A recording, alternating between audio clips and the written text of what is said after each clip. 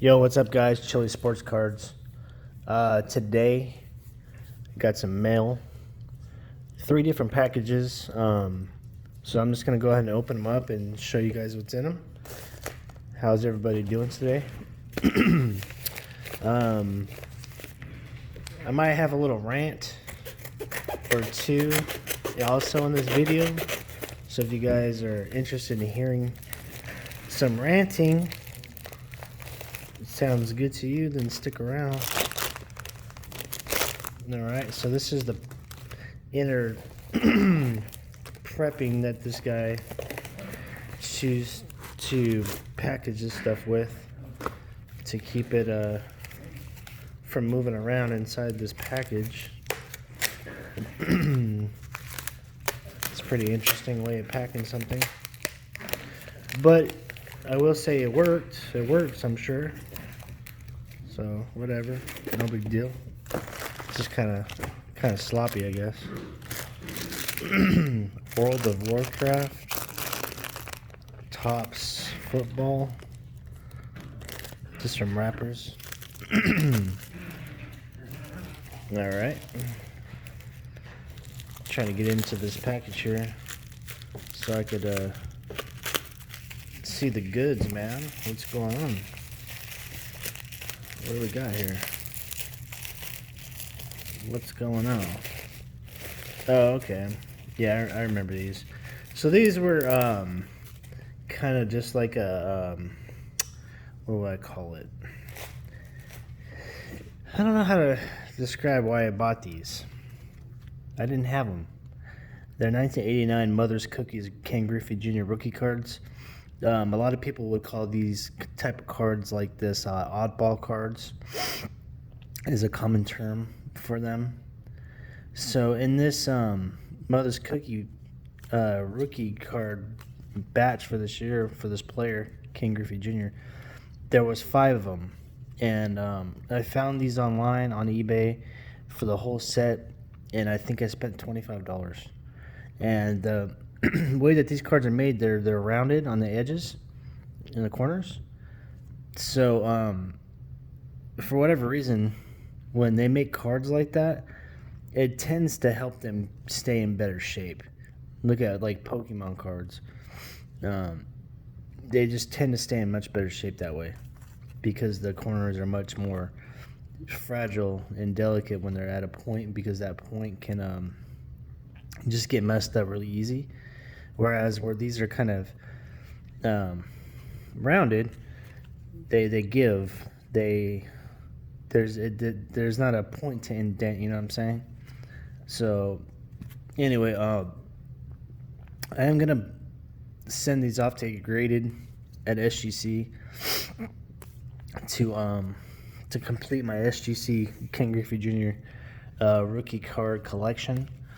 I still need one more. I need the Donruss the Rookies card.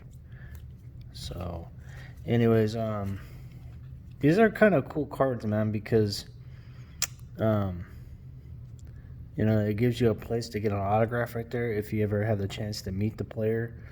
It has some information about him.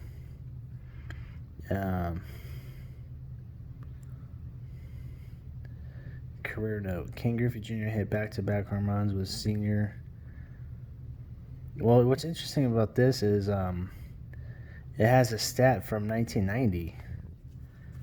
So I don't think that this is a 1989 card. It says 1991 right there.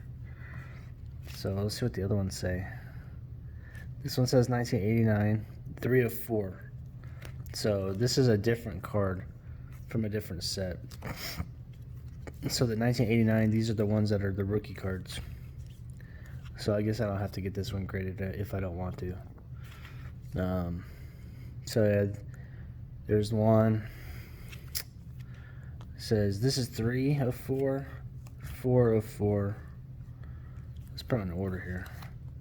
2 and 1.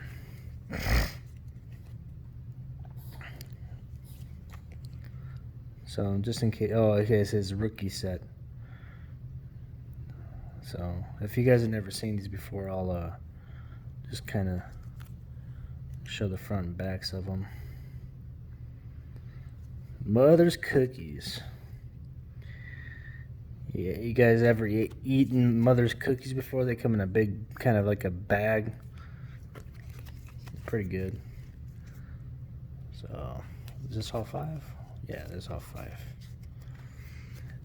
So pretty cool. It's a King Griffey Jr. rookie card nonetheless. Is it a mainstream card? You know, is it Topps, Upper Deck, Fleer, all that? No.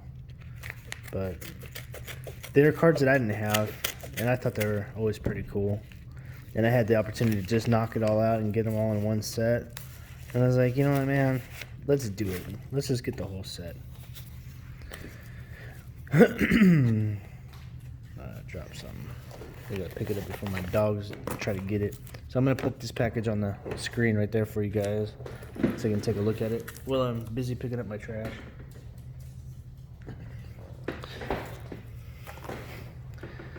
So he put it like in like a little team bag with some Scotch tape, which is something I generally don't like to see here, but whatever, I guess. I might just end up cutting it to get it out. I don't really feel like dicking around with it too much today. At least he got it in this team bag. I can just cut it like that. A little bit easier to get out this way. Alright, extra card savers, probably use those for something. So what are we looking at here, guys? This is a Topps Heritage Chrome card, King Griffey Jr. You might be asking yourself why I ordered this, why I bought this. I do not have any 2010 King Griffey Jr. cards in my collection. I don't have a single one. I have some 05, 06 stuff. I obviously have newer stuff.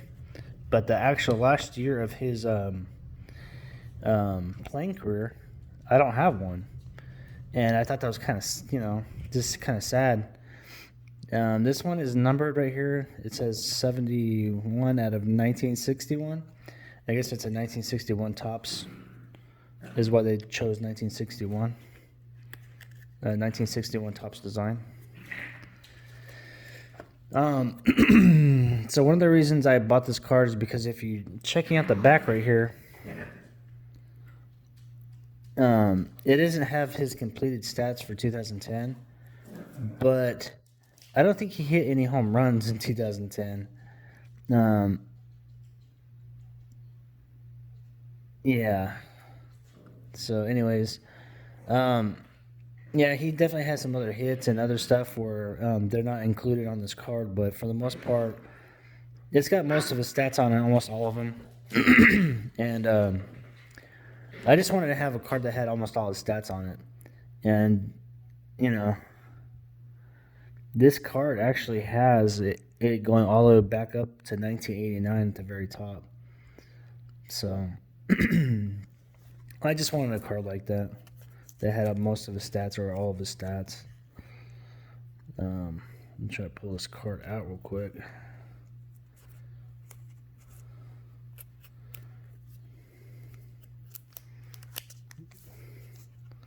So you guys can get a better look at it. It's got like a chrome finish on it. It's pretty cool, man. So that was in my second package. There's one more package to go here. And judging by what's in those two packages, you might be able to guess what's in this one. As far as players go. Gosh, I wonder what Chili ordered. What card did Chili order? Who is it of? Who's it gonna be?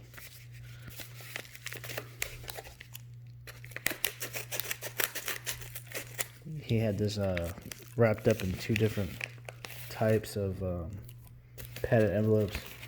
They even put extra padding in there. God baseball cards, US breaks, YouTube. Packaged very well. Thank you very much, guys. At godbaseballcards.com. I really appreciate the card and the quick shipping and everything. So go ahead and show the card now. It's at 9.5 tops. King Griffey Jr. rookie card. Going over the card right now, just in my hands, looking at it, it looks sweet, man. It I mean, it looks centered very well to me. I'm not a, you know, like a, what's the right word? I can come up with a bunch of wrong words, but anyways, like I'm not that too finicky on the centering most of the times. As long as it's not really off and it's not an eyesore, I don't really have an issue with it. If it's, oh, a touch to the left or, oh, it's a touch to the right, like I don't care, But the back, it's got this black border, and I could see that this bottom is definitely thinner than the top by a smidge, but other than that, yeah, the right's a little bit thicker than the left. That's probably the only reason that this card got a 9.5, because there's no edging on the back whatsoever. It's super clean. Super clean, from what I can see. And the front, it looks great, man. The corners look good. This card is like, how many years old now? 30, 31 years old. And it's still in this kind of amazing shape. It's got a fresh slab. They did it right. They put it in a team bag right away. So it's all really fresh looking, really nice. Yeah, I'm almost done completing my SGC Griffey collection as far as like having each one in an SGC slab. I just need the 89 Donruss of the rookies, and then if I want to go above and beyond, I could get like one of those Score Masters. But that's pretty much it. I just need the Donruss of the rookies. So anyway, the rant part. Let's talk about the rant. I want to talk about SGC, and I want to talk about prices, and I want to talk about 9.5s, and I want to talk about how people market them, or how people sell them, and what they sell them for, and then like what people expect to pay. Now, for whatever reason, on eBay as a seller, if I have a 9.5 card, I price it to me what I think is appropriate. And it's plain and simple. Okay, I do not expect SGC to sell for the exact same amount as PSA. I do expect PSA to sell for more. There's no ifs, ands, or buts about it. You got to wait longer for the PSA. You got to spend more on the PSA. The PSA should carry a premium. It should be more. That doesn't necessarily mean that that PSA grades better. I do think that SGC grades better, but and grades tougher. But the thing is you're gonna spend more on the PSA. PSA is more popular. More people are looking for PSA, and that's just the way the market is. With that type of situation, in those circumstances, PSA is gonna fetch a higher dollar. And that's okay. People need to understand that. Big SGC guys like me and myself, Bobbles, I think we all can understand that. And that's just the way it is. But here's the thing. Say this 9.5 Griffey card right here. And I'm guilty of it too, by the way. I'm not just trying to tell people that they're full of whatever. But I won this on a bid for like $23. I won this card on a bid for $23. Now, I'm going to just use some estimates. So just throw out numbers that are going to be ballpark figures that are close. They're close. They're not exact. A PSA 10 of this card is around $100. Okay, guys. Usually, it's going to definitely get more than 95, and it's not going to usually go for more than 125. So, ballpark figure, let's just say $100. Well, a PSA 9 of this card, ballpark figure, is right around $20, $25. Okay. Now, SGC 9 and PSA 9 have been neck and neck, pretty much the same price for a long time. But I feel like an appropriate amount for SGC to sell less is about 10%. I feel like that's appropriate. That's a good amount. And that's just my opinion. You guys might have your own.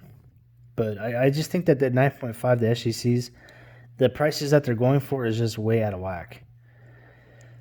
So I feel like it should be in the middle because a 9.5 is in the middle between a 9 and a 10.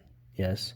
So the PSA 10 of this card is $100. Well, if an SGC 10 is 10% less, then it would sell for $90.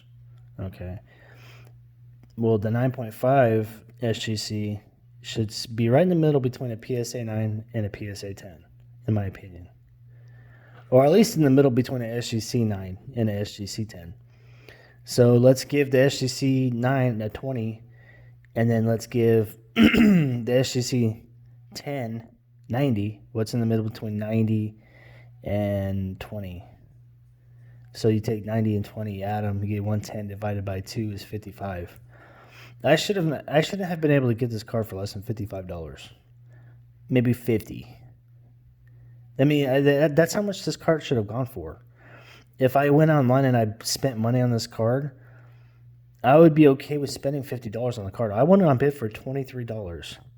If I put this up in my store today, right now, I wouldn't have this card for less than $50. I would probably put it up at $75 for to give some padding. And then, somebody would probably say, okay, well, I'll give you $60 or $50. And I wouldn't take less than $50 for it. But there's a lot of people out there that'll be like, whoa, man, that's way too much. It's just an SGC. Well, guess what? Y'all are fooling yourselves because guess what? 9.5 SGC, a huge amount of the time, I'd say a good amount of the time. And I don't crack cases and I don't resubmit cards and I don't do that. But I have some friends in the hobby that that do that kind of stuff, and they tell me all the time 9.5 SGC snapouts usually get PSA 10s a good amount of the time. Okay, so if you look at this as a SGC lower grade 9.5, third market world country kind of slab, you're fooling yourself. To me, when I see this, I see a PSA 10. I mean, I don't actually see the PSA, obviously, but I see PSA 10 prices. That's how I see it. Now, you don't have to see it like that, but I like SGC better than PSA, so I don't want to snap cases. Why would I want to put this in a PSA 10 case if it's going to be my card to keep in my collection? SGC prices will eventually match and beat PSA. I know they will, because here's the thing. Not everybody out there in the market, in the hobby, are the smartest people. They're just not. They don't use a lot of common logical sense. And the PSA, they've been involved with, with scandal, but SGC hasn't. SGC stayed open for COVID. SGC has the best grading process. They're the most accurate, and they're tough, especially on cards like this. PSA is very tough on cards like this. Way tougher than PSA, in my opinion. So it's not going to take long before SGC, passes, PSA as far as value goes. The slabs just look so much better overall, and most of the time with most cards, especially white border cards like this. It won't be long before SGC is the premium grading service, and they get the best money for their for the cards. I would spend more money on a SGC 9.5 than a PSA 10, me personally, if I had to, because I like SGC better. That's what I like. That's what I like to collect, and that's how I feel now.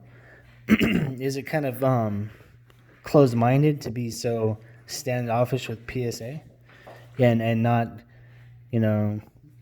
collect more PSA or submit to a PSA? It's not for me, in my personal opinion, because the thing is, at the end of the day, I don't support PSA. I won't send in cards to PSA.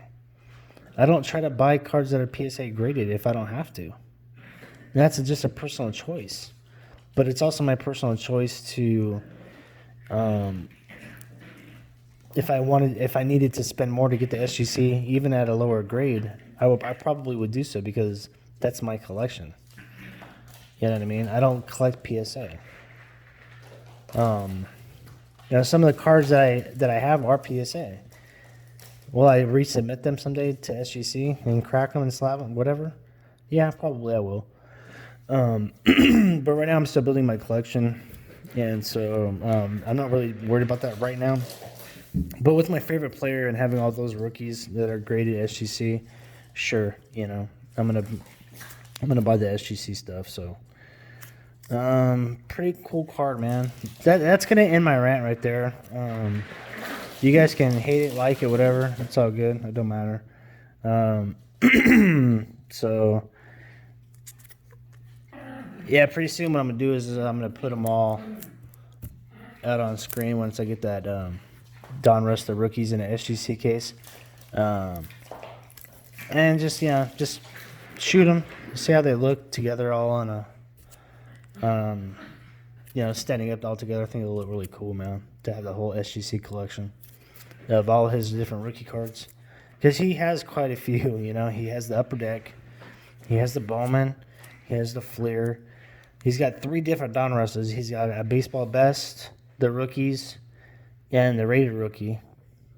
And I'm not even including all the better versions, because this one has the Topps Tiffany version, Bowman has a Bowman Tiffany, and Fleer has a Fleer Glossy. So those are 3 extras.